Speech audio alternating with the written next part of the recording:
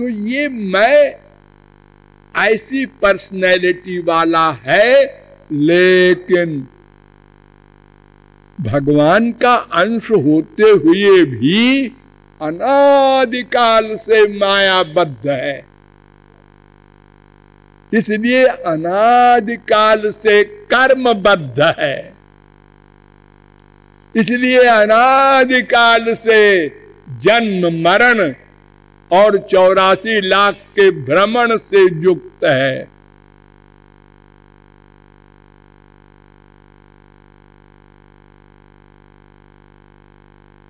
फिर विचार किया गया कि ये थियरी से जान लेने से तो काम नहीं बनेगा। मैं को और मेरे को जानना ये माइक इंद्रिय मन बुद्धि से तो हो नहीं सकता। वेद ने बता दिया है, इंद्रियाणे पराण्याहु इंद्रियेभ्यः परम मनः मनसस्तु परा बुद्धि जो बुद्धे परतस्तु सा। गीता 3:42। इंद्रियेभ्यः परार्थार्थेभ्यश्च परम मनः मनसस्तु परा बुद्धिर्बुद्धिरात्मा महान परा महता परम व्यक्तो अव्यक्तात् पुरुषः परा पुरुषः न परम किंचित् सा काष्ठा सा परागति। कठोपनिषद 1:3-10 1:3-11। तो फिर वेदों ने कहा कि हाँ ठीक है, कोई नहीं जान सकता, ये तो ठीक है, लेकिन उसको जाना है अनंत जीवों ने। आज भी जानने वाले इन्हें गिने हैं, आगे भी होंगे। वो जिस पर कृपा करके अपनी शक्ति दे दे, उसकी कृपा भी कुछ शर्त रखती है। उस शर्त को आपके सामने रखकर बताया गया। एक कर्म कर सकते हैं हम लोग, एक ज्ञान कर सकते हैं, एक प्रेम कर सकते हैं। ये 3 चीजें हम लोग कर सकते हैं। तो कर्म धर्म जो वेद बता रहा है वो अगर हम करें विधिवत तो नश्वर स्वर्ग मिलता है। तो हमारा लक्ष्य नहीं प्राप्त हो सका, माया निवृत्ति या भगवत प्राप्ति। तो फिर ज्ञान का अवलंब लिया गया। उसमें भी अधिकारित्व इतना बड़ा है कि हम किसी भी प्रकार इस कलयुग में तो अधिकारी बन नहीं सकते। और अगर सतयुग वगैरह में बने भी है अधिकारी तो मार्ग से गिर गए हैं।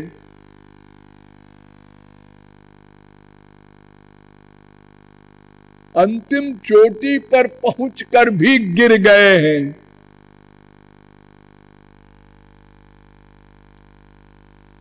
उनकी 7 भूमिका मानी गई है: अज्ञान, भ्रांति, आवरण, अपरोक्ष ज्ञान, परोक्ष ज्ञान, दुख निवृत्ति, तृप्ति। ये 7 भूमिका लांग भी गए जो ज्ञानी। 1-2 जन्म में नहीं, जन्मांतर सहस्रेषु।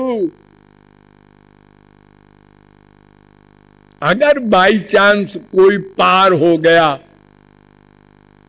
तो आरुह्य कृच्छ्रेण, बड़ी कठिनाई से, ब्रह्मा कह रहा है, परम पदम ततः पतन्त्यधो नाधृत जुष्मदंग्रया। फिर पतन हो जाता है। 10:2-32 भागवत। अरे जड़ भरत शरीर का ज्ञानी, जरा सी दया आ गई। लो, दया कोई बुरी चीज है? एक हिरनी शेर के दहाड़ के डर से भागी और नदी में कूद गई। जान बचाने को। वो गर्भिणी थी, उसका बच्चा पानी में गिर गया। वहीं पर नहा रहे थे भरत जी, दया आ गई कि ये मर जाएगा बेचारा। उन्होंने पकड़ लिया उसको। अब हिरणी तो भाग गई। मनुष्य को सबसे प्रिय तो अपनी आत्मा है। बीबी या पति या बच्चे भाड़ में जाए, सबसे प्रिय तो अपने को बचाएगा। कोई भी स्त्री पति बाप बेटे प्यार करने जा रहे हो, बहुत दिनों बाद मिले हो और व्याकुल होके बिल्कुल हाथ दोनों का चिपटाने को पास में आ गया, एक रबड़ का सांप डाल दो बीच में, वो अलग भागेगी, वो अलग भागेगा। भाड़ में जाए प्यार हो, बीबी हो, बेटा हो, बाप।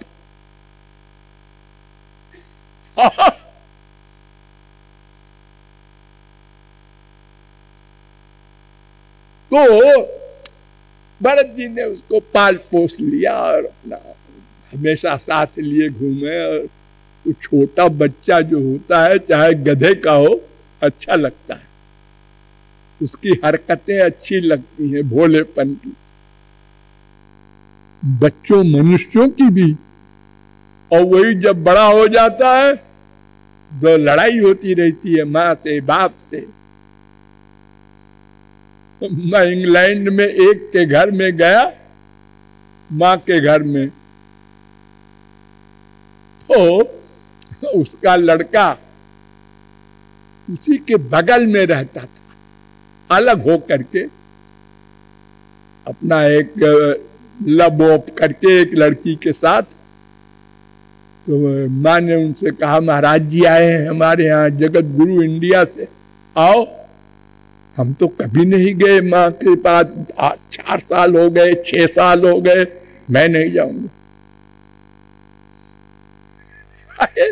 अरे तुझको मैंने पैदा किया है रे, पढ़ाया लिखाया है। अरे तुम्हारी ड्यूटी थी, किया है। तुमको भी तुम्हारे बाप ने पढ़ाया लिखाया है, पैदा किया, तूने हमको कर दिया, सब बराबर हो गए। ये हाल है हमारे संसार का। तो इतना प्यार हो गया उनका कि जब मरने लगे तो शिष्यों को बुलाया और कहा, देखो भाई बच्चों, ऐसा है जैसे तुम लोग हमारे प्रिय हो, उससे अधिक हमको हिरण प्रिय है। तो जरा सब लोग ख्याल रखना, इसका कोई कष्ट न हो, कोई परेशानी न हो। और मर गए। तो मरने के बाद जजमेंट हुआ भगवान का, तुम्हारा मन हिरण्य था, तो यम यम वाप स्मरण भावम त्यजत्यंते कलेवरम तन तमे वैत कौन्तेय सदा तद्भाव भाविता। गीता 8:6। अर्जुन, मरते समय जिसका चिंतन होगा वही मरने के बाद बनना पड़ेगा। यथा क्रतुरस्मिन् लोके पुरुषो भवति तथेता प्रेत्य भवति। छांदोग्य उपनिषद 3:14-1। हिरण बने, लेकिन स्मरण रहा पूर्व जन्म का। मैंने ये बेवकूफी की थी, हिरण से प्यार करके ज्ञानी होते हुए भी अज्ञानी बन गया। ज्ञानम क्षरति हो गया, ज्ञान नष्ट हो गया, माया हावी हो गई। तो ज्ञान की अंतिम सीमा पर पहुंचकर भी पतन हो जाता है। तो वो मार्ग भी हमारे काम का नहीं। देखो, ये 3 प्रकार का आनंद होता है। सुख, एक जड़ संयोग जन्य सुख। नंबर 2 जड़ चेतन संयोग जन्य सुख। नंबर 3, चेतन चेतन संयोग जन्य सुख। जड़ जड़ संयोग जन्य सुख क्या है? ये जड़ है इंद्रियां, ये माया से बनी है ना, माया जड़ है। तो इन इंद्रियों का जड़ संसार से जो प्यार हो और जो सुख मिले उससे, संसार को देखने से, संसार के शब्द सुनने से, संसार के सूंघने से, संसार का सामान खाने से, ये जो 5 इंद्रियों का सुख मिलता है हमको रोज, इसमें भी बहुत स्तर है। हमने तो साहब बहुत गरीब हैं, कभी रसगुल्ला खाया नहीं, गुड़ खाते रहे जिंदगी भर। ऐसे भी गरीब है हमारे देश में। और सब बड़ी बड़ी दुनिया की चीजें खा लेने वाले कहते हैं अजी सुनते हैं स्वर्ग में अमृत है, वो कैसा होता होगा? वो मिलता अगर अमृत,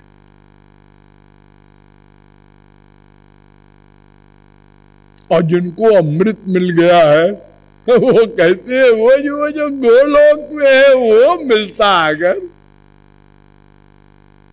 यानी स्वर्ग तक जितने पदार्थों के सुख है वो जड़ जड़ संयोग जन्य सुख है। जड़ इंद्रियां, जड़ संसार, उसका संयोग।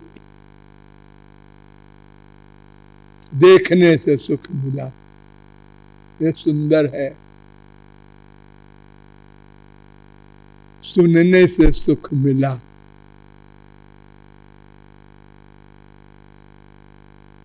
और जड़ चेतन जन्य सुख क्या होता है? मन और आत्मा का मिलन हो जाए, यही है ज्ञानियों की समाधि। ये समाधि का सुख होता है, सारा संसार भूल जाता है इसमें।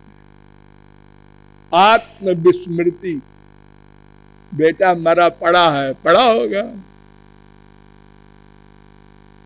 1 करोड़ की लॉटरी खुल गई है, सुना? खुली होगी।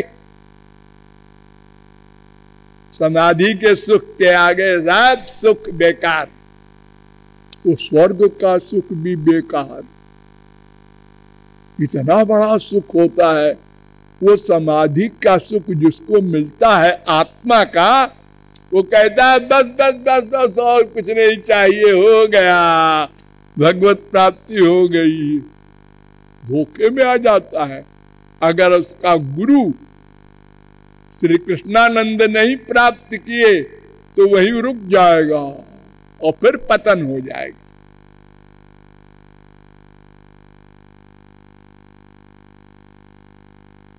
और दिव्य मन से दिव्य श्री कृष्ण का जो आनंद है, आत्मा का नहीं, परमात्मा का। और प्राकृत मन से नहीं, दिव्य मन से। 2 शर्त। ये जो ज्ञानियों को आनंद मिल रहा है तो प्राकृत मन का है ना। तो क्यों जी, ये भक्तों का भी तो मन प्राकृत होता है। हाँ, लेकिन ध्यान दो, लेकिन अंतःकरण शुद्धि के बाद श्री कृष्ण अपनी स्वरूप शक्ति से भक्त के मन को दिव्य शक्ति देकर दिव्य बना देते हैं। तो क्यों जी ज्ञानियों को निराकार ब्रह्म अपनी शक्ति नहीं देता? निराकार ब्रह्म कुछ नहीं करता, वो तो एक पर्सनैलिटी है, इसलिए वो बेचारा वहीं रुका पड़ा है आत्मानंद में। ब्रह्मानंद नहीं पा सकता। पृथ्वी को लांग गया, जल को लांग गया, तेज को लांग गया, वायु को लांग गया, आकाश को भी लांग गया, इसके आगे अहंकार उसको भी लांग गया। ये मैं, ध्याता, ध्येय, ध्यान, ये तीन होता है ना। ध्यान करने वाला मन ध्यान कर रहा है ब्रह्म का, और जो ध्यान कर रहा है वो, ये तीनों खत्म हो गए। जब मैं खत्म हुआ तो ध्याता, ध्येय और ध्यान भी खत्म हो गया, तब वो आत्म विस्मृत हो गया। आत्म विस्मृति ही समाधि। मंडल ब्राह्मणोपनिषद 1:10 समाधि हो गई, आत्म विस्मृति। अब इसके आगे है महान, महत तत्व, उसके आगे है प्रकृति। ये दो को लांघ जाए तब भगवत प्राप्ति का आनंद मिलेगा। वो बिना भगवत कृपा के कोई नहीं लांघ सकता। उसके लिए ज्ञानियों को भक्ति करनी पड़ती है। सब ज्ञानियों ने भक्ति की, सगुण साकार की, क्योंकि निर्गुण निराकार ब्रह्म कृपा नहीं करता, कुछ नहीं करता हो। ये सृष्टि भी सगुण साकार भगवान करता है, और अवतार भी वही लेता है, और कृपा भी वही करता है। उसी में तो गुण है सब ये कृपा आदि के। तो वो कृपा करने वाला भक्त को दिव्य मन बना देता है। इसलिए उस दिव्य मन से दिव्य भगवान का आनंद प्राप्त करता है। ज्ञानी को न तो मन दिव्य हो सकता है, और न, ध्यान दो, महान और प्रकृति को लांघ सकता है। ये तीन आवरण होते हैं, असत्पादक आवरण, अभाना पादक आवरण, अनानंदा पादक आवरण। तो असत्वा पादक आवरण तो तत्व ज्ञान से मिट जाता है, थ्योरेटिकल ज्ञान से, और अभाना पादक आवरण प्रैक्टिकल समाधि से, ये जो मैंने बताया आत्म विस्मृति। लेकिन अनानंदा पादक आवरण ये भगवत कृपा से ही मिटेगा, तब ब्रह्मानंद मिलेगा ज्ञानी को। और भगवत कृपा तो श्री कृष्ण के द्वारा होगी, निराकार ब्रह्म के द्वारा नहीं। इसलिए ज्ञानी को न मोक्ष मिलेगा, और चतुर्मुखादीनाम सर्वेषाम भक्त्या बिना कल्प कोटि भीर मोक्षो न विद्यते। त्रिपाद विभूति नारायणोपनिषद 8:1। करोड़ों कल्प कोई ज्ञानी पच पच के मर जाए, चाहे वो ब्रह्मा से लिखा ज्ञानी हो, बिना सगुण साकार श्री कृष्ण की कृपा के मोक्ष नहीं मिलेगा। क्योंकि वो महान और प्रकृति का उल्लंघन नहीं कर सकता, अनानंदा पादक का उल्लंघन नहीं कर सकता। वो माया है, माया के लिए भगवान का चैलेंज है। मामेव ये प्रपद्यन्ते माया में ताम तरन्ति ते, गीता 7:14। अतएव ज्ञान से हमारा काम नहीं बनेगा। और फिर कलयुग योग यज्ञ नहीं ज्ञाना। कलयुग में ये ज्ञान मार्ग है ही नहीं है। यही कलिकाल न साधन दूजा, योग यज्ञ जप तप व्रत पूजा।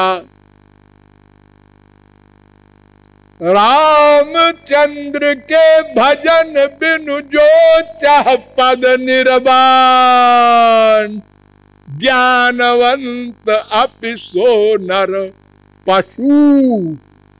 बिनु पूछ बिशान। कोई नहीं ज्ञानी, जिमि थल बिनु जल रही न सकाई, कोटि भांति को करई उपाई, तथा मोक्ष सुख सुनु खगराई, रही न सकई हरि भगति बिहाई।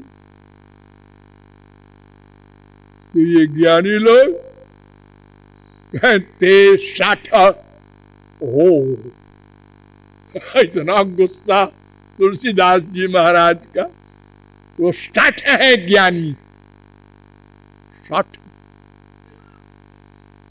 माने बहुत नीच आदमी। ते 60 महासिंधु बिनु तरणी, पैरी पार चाहत जड़ करणी। ढीला है उनका। कोई ज्ञानी मोक्ष नहीं प्राप्त कर सकता किसी भी साधन से। आत्मज्ञान तक जाके और फिर उसका पतन हो जाएगा। इसलिए ज्ञान मार्ग से हमारा काम नहीं बनेगा। अब जब 2 मार्ग फेल हो गए, हमको पूछना था इन 3 भाइयों में रमेश कौन है। तो एक ने कहा हमारा नाम दिनेश, दूसरे ने कहा आपका सुरेश, तो फिर वही है तीसरा वाला, चौथा कोई है ही नहीं। लेकिन कैसे, फिर बताएंगे। बोलिए लाडली लाल की।